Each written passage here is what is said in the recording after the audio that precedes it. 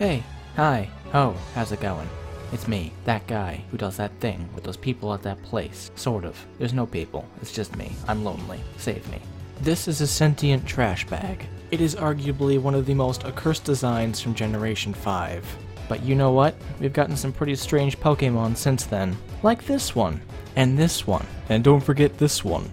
And that keyring came in the generation following Generation 5, where Trubbish came from. But now we're here in Generation 8, the generation the Polteageist came from, and arguably we have some even stranger designs, like this Santa stocking stuffer. Or who could possibly forget... Okay, maybe specifically forget about Crimborant altogether and never bring it up again. Or the very personification of... It's just a phased dead god. And the very personification of the deadly sin of gluttony and pride. And this one is literally a sentient dessert, because we haven't seen that done before. Generation 8 has some pretty wacky designs so far, and we still haven't seen everything that's been revealed yet. I mean, Wooloo is literally just a sheep. There's nothing special about it, it's just a normal type. It's not like Flaffy and Mareep. It doesn't have any kind of color variation to set it apart from being just a normal sheep. It is just a normal sheep. I think in terms of design, if we were to compare two Pokemon kind of based off their own merit, Obstagoon would definitely have an upper hand over Wooloo, because Obstagoon has an actually intricate and interesting design. He's full of different kinds of shapes, whereas Wooloo is just a huge fluff ball with a face and two pigtails. So Wooloo certainly is like the odd one out. Don't get me wrong, Wooloo is still absolutely adorable. I love sheep. But in terms of, what I want from a Pokemon, it's kind of really basic and plain. And then there's, Impidimp, who doesn't even really look like a Pokemon to me. Its design is weird and just outlandish, and it doesn't really fit with Pokemon's, design philosophy, and it has this weird color scheme, and it just doesn't really look like a Pokemon to me, And then to go along with Impidimp, who was revealed at E3 during a demo, we have Yamper, who was revealed at E3 during a demo, and then later revealed again in another trailer, which was a waste of our time, because we already knew about it, who is just a Corgi.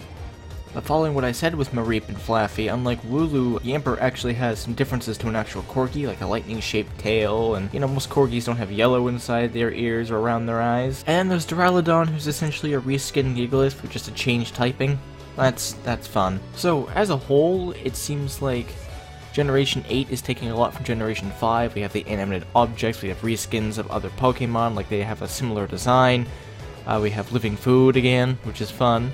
And there's probably so many Pokemon we haven't even seen yet, and we might get to see leading up to the release of Pokemon Sword and Shield. I honestly hope not. I want something to be a surprise. But honestly, the way that Pokemon advertise Sun and Moon, it's very likely we're just gonna get like one mega compilation trailer with everything in it, because they don't want anything to go unspoiled, I guess. It'll be interesting to see what kind of designs are going to come out next, because if the only Pokemon to be released in Pokemon Sword and Shield are the ones we have now, or that we're getting at a very slow rate, that's not a lot of Pokemon that are going to be in the games. I'm going to guess we're going to get another trailer or two, probably with a lot more Pokemon to showcase. Maybe not. We'll see. I am honestly hoping we get another trailer with even more Pokemon in it, because these things are very interesting this generation, apart from Impidimp, but I know some people like Impidimp, like Meteor Mash, but I'm just not, I don't see it being a Pokemon. It looks more like a Digimon or something. Really, my only criticism for the Pokemon of this generation, with the exception of the Galarian forms, apart from Sirfetch'd, is that they're being very safe with their designs. Polteageist has a little bit of complexity to him, but if you look at